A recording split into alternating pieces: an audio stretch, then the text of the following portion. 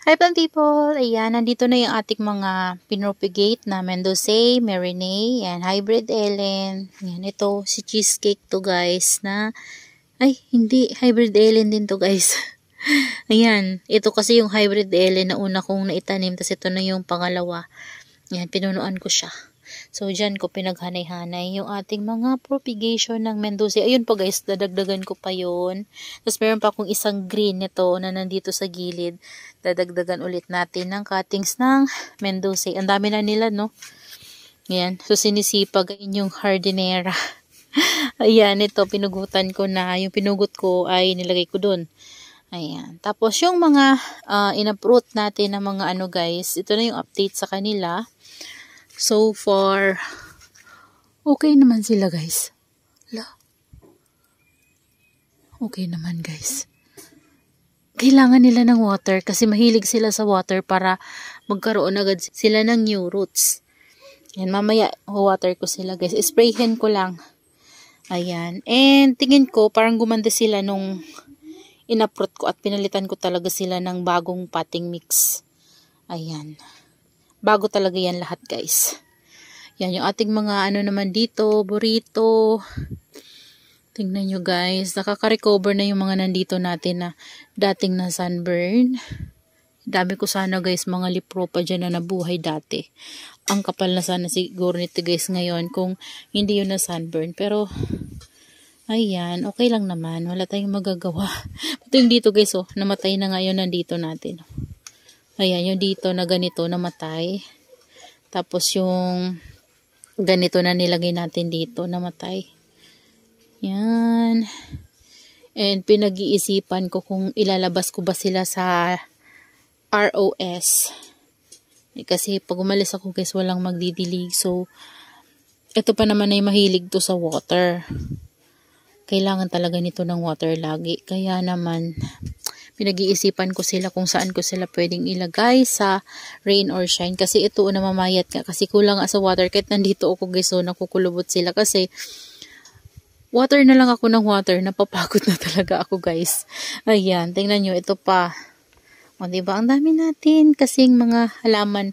Kasi ang dami-dami ko na talaga guys na propagate. Parang ito, binili natin ng isang ganito. Tapos may mga trailing. So kinat natin at pinagtatanim ulit natin sa panibagong pot. Kaya naman talagang naparami natin sila guys. Ito, mga cuttings propagation ko na lang din yan. O diba, ang bilis nilang maparami guys.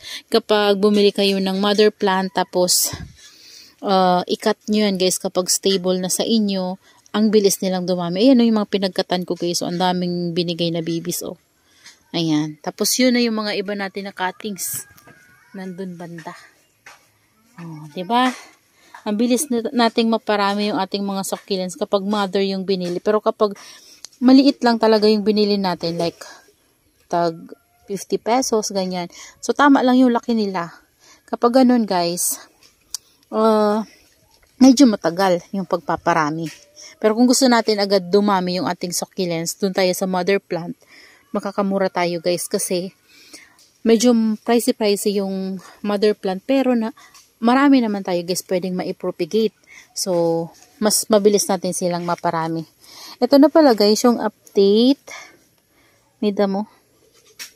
Ayan, yung update sa ating Silver Prince. Ayan. Medyo lumalaki-laki na siya. Tapos this one, medyo lumalaki-laki na rin yung ating variegated Black Prince. Ayan. Ayan. Nakukulangan siya guys ng sunlight. Kasi natakpan siya nitong lotus na nilagay ko. So, parang medyo nabawasan yung var niya. Kaya naman tinanggal ko guys yung lotus.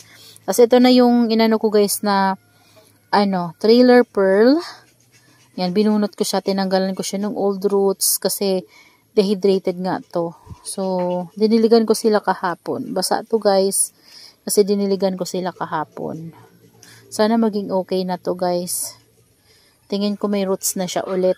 Ito kasi guys, ganun din yung nangyari sa kanya. So, dehydrated yung pinakailalim. Pero dito guys, okay na siya. O panibagong growth na niya. Ayan. And Ayan, ito o yung ating variegated pulbo niyan. Nasira siya guys nung nilagay ko sa ROS. Sana guys hindi ko na lang siya nilabas. Kaso lang, wala na. Ilabas na natin. Akala ko kakayanan niya yung ROS. Pero tingnan nyo guys, nasira siya. Parang na-sunburn. Tapos nagsimula na siya dun guys magkaroon ng fungus. Ayan. Ito pala, ginawa ko, tinanggal ko ulit yung mga ganito ko. Yan. Binalik ko dito. Wala pa kasi yung pot ko guys na maliit-liit. So, doon ko sila itatanim. Tapos ito, transfer ko dito. Yan, pinag-isipan ko pa kung ano yung pwede kong gawin sa mga tolpat ko. Kasi tinanggal ko pala sila kahapon. Yan, kasi nag-aayos ako dito. Ayan, di pa to yung final nila guys. Pero ito, okay na to. Yung mga cactus natin na yan. So, binaba ko sila. Yan, binaba ko. Kasi dito na area, gusto ko dito yung mga melo natin sama-sama. And binaba ko yung big na lactea natin kasi yung banda dun guys sa dulo medyo nadidiliman na sila. So parang naagawan ng sunlight. Natatakpan kasi nung big natin na lactea. Ayan, kaya ito guys tingnan nyo, medyo tawag dyan, nag-eteliate kasi nga natakpan nun. So, tinanggal ko na lang siya dyan. At, ayan. Oh. Ayan. Yung mga space na yan, guys, na mga pots natin ng mga walang laman, meron tayong ilalagay dyan soon. Ito, hindi pa to yung ayos niya. Babaguhin ko pa yan, guys, kapag dumating yung pots natin. Kasi, meron tayong pots na paparating. Ayan. O, diba? Meron silang space. Tapos, yung mga bunga, pinagkukuha ko na kahapon. Nilagay ko lang dyan guys kasi wala akong time magtanim ngayon. At ang dami-dami ko nang inaayos. Ayun. Okay naman sila guys. At ayan yung itsura nila. Yung ganito ko nasira oh. Yan. Kinat ko para masave pa. Kaysa pabayaan ko na malusaw lahat guys. So, kinuha ko na lang. Ito na yung ano guys oh. Si Timbol ata yung name nito guys. Timbol. So, nabili ko to before kay Ma'am Jen dati, 50 pesos lang. Dalawang ganito. Yan, parang ganito siya katangkad. Tapos, kinat ko siya guys. Kinat ko, naglakas loob ako, tinry ko lang. Tapos, binigyan niya ako ng 3 babies. Ito yung top niya, kaso lumiit. Ayan, tapos yung top nito namatay. Ang tagal nitong magkaroon ng baby guys. Hinayaan ko siya sa ROS. Ito lang yung niripat ko. Siya hinayaan ko sa ROS. Tapos nakita ko mayroong tumubo dalawa. So, tinabi ko na lang sa kanya. Ayan, yung top niya namatay. Ayan, pero tingnan nyo naman guys. So, kapag lumaki yung mga yan, ganda niyan. Ganda. Si Timbol. Yung ating naman guys. Oh. Ano ba to? Golden ball. Ang ganda niya guys. Grabe oh. Ganda ni golden ball. Ayan, ang ganda ng lactea. Ang laki guys, oh. Sobrang laki niya. Kung hindi lang namatay yung dito na branch, siguro dito ang kapal din niya. Namatay kasi guys yung sobrang kakaulan. Mabait naman to, pero ewan ko kung anong nangyari doon. Bigla lang siya guys. Hindi ko naman inakala na magaganon siya. Sobra-sobra na kasi guys yung ulan. Siguro mga 3 weeks na lagi silang nauulanan, yan, basang-basa. So, parang hindi niya siguro kinaya kasi malaki din yung pot nito eh. Yan, pero tingnan nyo naman guys, yung mga napropagate ko. Ang lalaki na, diba? Ayan. So, dito naman, pinaulanan ko yung mga small pot natin kahapon. Ayan o, nasoak sila sa water. Kasi, nilabas ko sila dyan kahapon. Pati yung mga nakasabit natin dito guys. Yan, dito na area. Nilabas ko. Doon na. Para hindi na ako magdidilig. At masuk sila sa water. Ayan. At ito na yung natin. Crested rainbow pala. Lagyan ko siya ng toppings. Ganda niya. Pretty. Ayan. Ganda. Ayan. Tapos, dito guys. Dito ko muna nilagay yung ating mga tolpat na iba. Ayan no.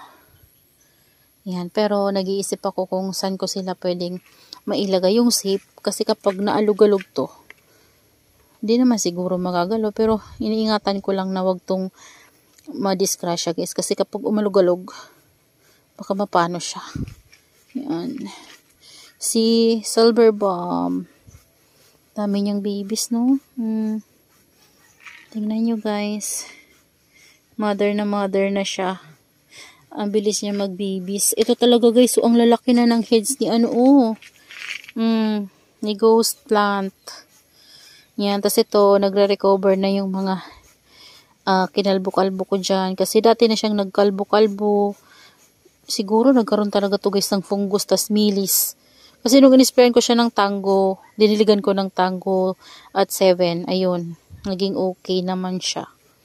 Yan, yung pretty in pink natin. Ang lalaki. Ayan, no. Sobrang lalaki, guys, ng pretty in pink. Ganda. Ang ganda nila, promise. Personal, guys. Sobrang ganda. Yung ating mga purple delights dito, guys. Yan, okay naman sila. Yung ating red eyes. Ayan. And si Chloe. Ayan. Tapos ito si Ghosty. Ayan yung ating Ghosty na nagmamaganda, guys. Ayan, ito tingnan nyo. Lumaki pero nagkaroon siya ng yellowish sa leaves. So it means sobra yung sunlight na natatanggap niya diyan sa area na yan. Kasi nung nandun siya banda, guys, talaga yung color niya, purple na purple. Ayan. So, dito, naulanan yung mga nandito natin. Ilang araw din. Sa kahapon, guys, grabe yung ulan. Simula tanghali hanggang magdamag, yun, hanggang umaga. So, ngayon, pagdating ng tanghali, ngayong araw, uminit na siya, guys. So, ayan, medyo naarawan na sila. Nasinaga na sila ng araw. Yan, carry naman nila. So, yan. Ganda nila, guys. Yan, hindi na ako nag-worry na magdilig pa kasi nauulanan sila. Ayan, pero yung nandito talaga, siguro kung naulanan to, guys, ang tataba nito.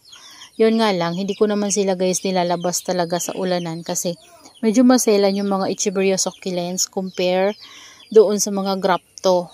Though meron tayong mga Echeveria succulents doon sa labas, pero kasi ang dami nila, so sa dami nila, hindi ko kayang ilabas sila lahat, guys. Tapos ibabalik ko na naman. So nakakapagod yun.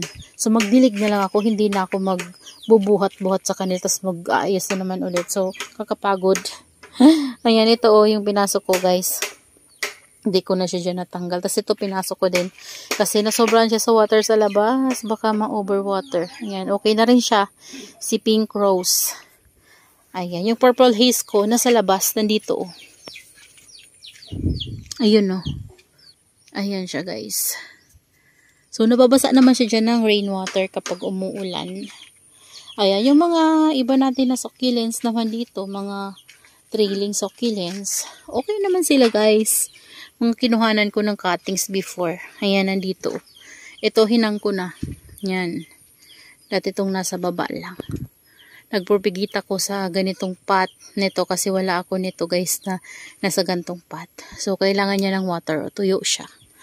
Ayan. Tapos ito, kinuhanan ko din to ng cuttings. Pero ayan, meron ng mga new babies. Ayan. Yung mga new babies na tumaba-taba. Simula nung nilagyan ko sila, guys, ng garden soil at tinidilig-dilig. Tapos this one, kinuhanan ko to ng mga cuttings. Ayan, meron na siyang mga pups. Diba? Ito parang wala pa. Ay, meron na rin, guys. Yan, meron ng mga pups. Yan. Diba? Kasi ito, lang to dati, guys. Parang isang ganito lang to dati, Ngayon, tingnan nyo, makapal na si Ellen. Hinayaan ko lang yan dyan, guys. Katabi ni Burrito. Ayan, ito talaga, guys. Grabe to, Pero yung nito, guys, yung pot nito, magaan.